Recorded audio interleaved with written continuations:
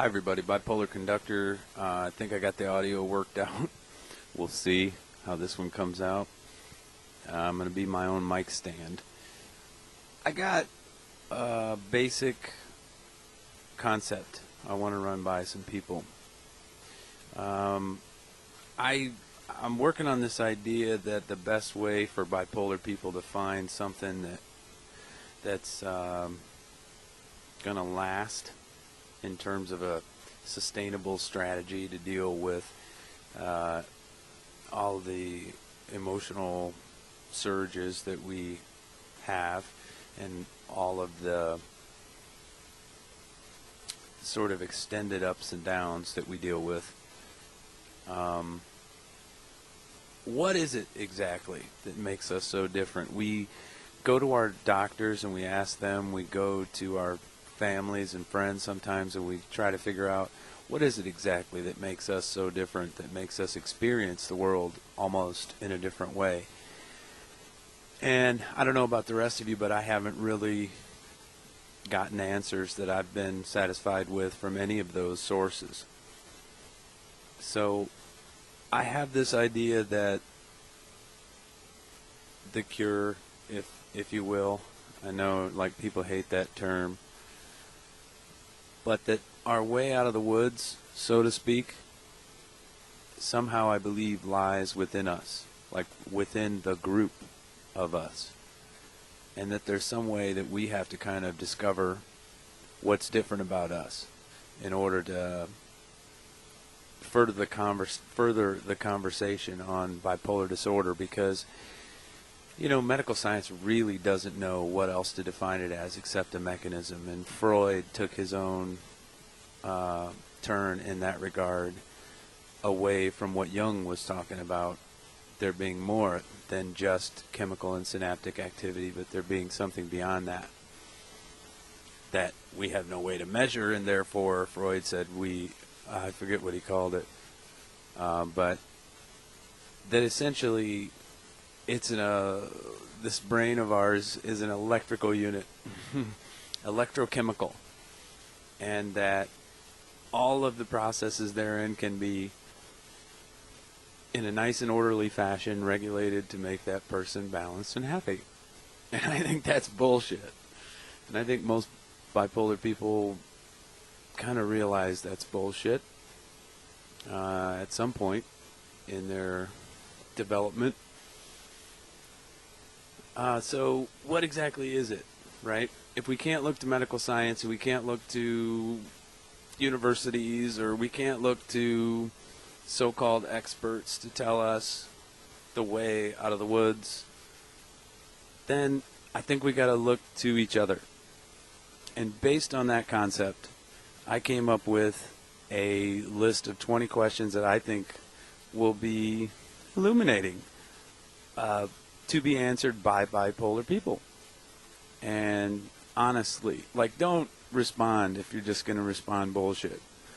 Respond for real if you're going to respond. And what I thought I would do is just take 20 questions that I think would be telling or interesting in some way to gather the results from a group of bipolar people, and then I'll crunch the results and come back and do another video and talk about what the results were if people respond. Sorry. If people respond. So with that concept in mind, I call it the Bipolar 20. And I'm going to put it in the notes to the video so you can copy and paste your answers into the comments section if you're okay with doing that. And if you're not, then what I suggest we do there is just email me at bipolarconductor@gmail.com, and I'll put hopefully YouTube will give me the option to put a link to that so that you can just click on there and email me your answers if you want to. And if I get 25, that's my number of sample size to begin with. When I get 25 responses, I'll do a video on what it looks like so far. And then after that, maybe I'll do another one at like 100 or something. And we'll see if it even gets circulated around. I mean, it depends on you guys. If you think these are good questions and you want to participate, then send it around to your bipolar tribe members that you know of. And so that being said, I think that's enough preamble. Here are the Bipolar 20 questions.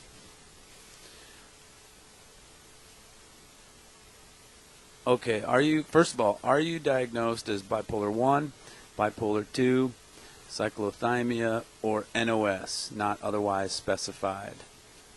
And if you're not diagnosed, and there are good reasons not to be these days, just put not diagnosed for that one. So Bipolar I, II, Cyclothymia, NOS, or not diagnosed. 2, are you diagnosed as having any of the commonly accompanying disorders like ADD, ADHD, gambling addiction, alcoholism, drug addiction, sex addiction, PTSD, borderline personality disorder, or an eating disorder? Yes or no? That's going to be a lot of yeses there. Do you have message pads, post-it notes, whiteboards, chalkboards, and or other such items all about your areas to enable you to capture an idea, a concept, or an image on the spot so that you can come back to it later on? Sorry. I actually have a confession to make there. I've actually met with 6 other bipolar people in this area, and they all did, but that's why I asked that question. Like, it might seem like a weird question otherwise. So that's just a yes or no. Do you have a bunch of that stuff around to capture an idea? That's number 3. Number 4, are you capable of lucid dreaming? Meaning when you dream, are you conscious and aware that you're dreaming? And are you able to play, sort of, in the dream? Actively, making decisions and altering the course of events, and actually, even altering the environment when you're really, aware that it's a dream. I was shocked to learn that not everybody is able to do that. And I want to add a note to this. If a dream for you feels more like you're an observer, like an observing participant watching and acting within the movie but not altering it, then the answer for you is no for 4. So that's lucid dreaming. Are you aware of being in a dream and being able to control it? Okay, so number 5. Do you believe in the existence of a collective consciousness as defined by Carl Jung? Or alternatively, in the basic idea that all humans are connected subconsciously and share concepts and or emotions that we're not consciously aware of? I know that's a lot of words, but do you believe that all people are connected by some way that we're not able to perceive consciously? And Carl Jung called it the collective consciousness. A lot of people call it the hive mind. People have different names for it, but do you believe in that sort of thing? Yes or no? Number 5. And then number 6, do you believe the strength of your felt or experienced emotions is a great deal more intense than the average person? Yes or no? It's an easy one.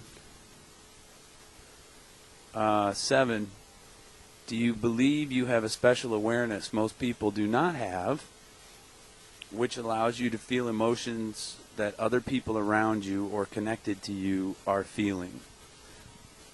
That's a yes or no. Pretty easy one again.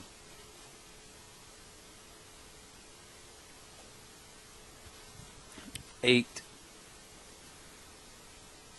do you believe you have a special awareness most people do not have, which allows you to understand animals' intentions and or wants, like just by looking at them, usually? Yes or no? I'm just curious about that one. Do you want and or engage in more sexual activity when experiencing mania or hypomania? I mean, I don't even know why I should include this one. Because you know the answer for... I mean, I'm not trying to corrupt the results. This is highly unscientific after all.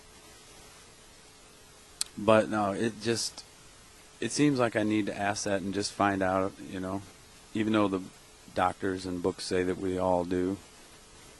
I'm wondering if that's true. I do.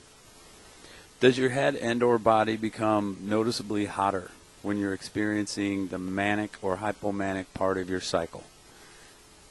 Encouraging you to cool off somehow, like wetting down your head, splashing your face, showering, etc. That's number 10. That's just a yes or no as well. 11, do you use alcohol?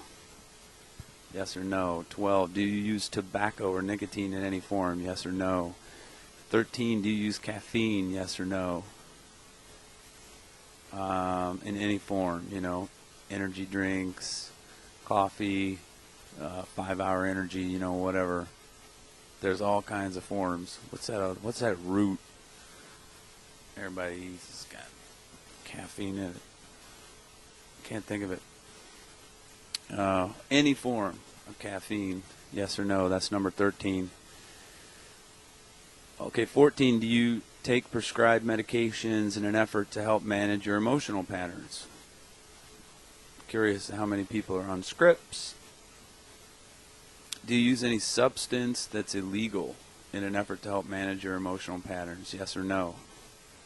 Like weed or anything, really. Anything that's illegal. That's why I tried to keep that one broad. 16, do you believe you have something that should be classified as a disorder, implying something is fundamentally wrong with you? Yes or no? 17, do you feel your family and or friends are generally supportive? I know this is a broad like swipe at a whole group, but you got to try to look at the general sphere of your family and close friends. Are they generally supportive of the person you want to be and not the person that they want you to be? It's an important distinction. I wondered if people had really thought about it and how they felt, whether they were able to do, you know, be who they are with their inner circle or not, and whether that was a common thread. 18, are you an artist, musician, and or involved in learning and understanding methods of human expression in some form or another? Yes or no?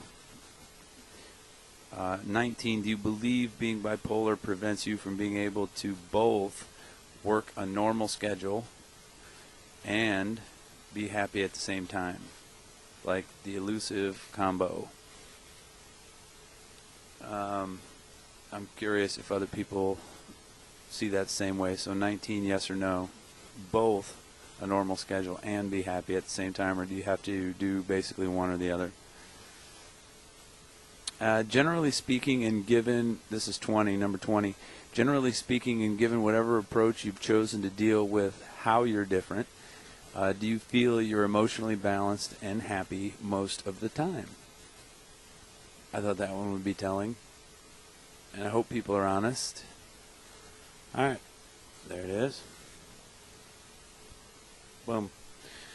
So, that's the Bipolar 20. I want to see if people respond. I hope you do.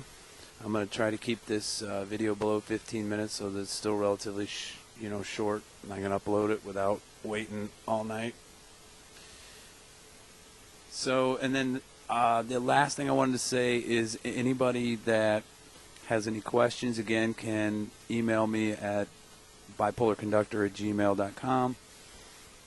Or if you have questions that you think would be more interesting than the ones I chose, put those in the comments, and I'll compile another list, and we'll do another one if we get a bunch of cogent and interesting questions. I don't know. We'll see. I mean, it'll depend on what the response to this is.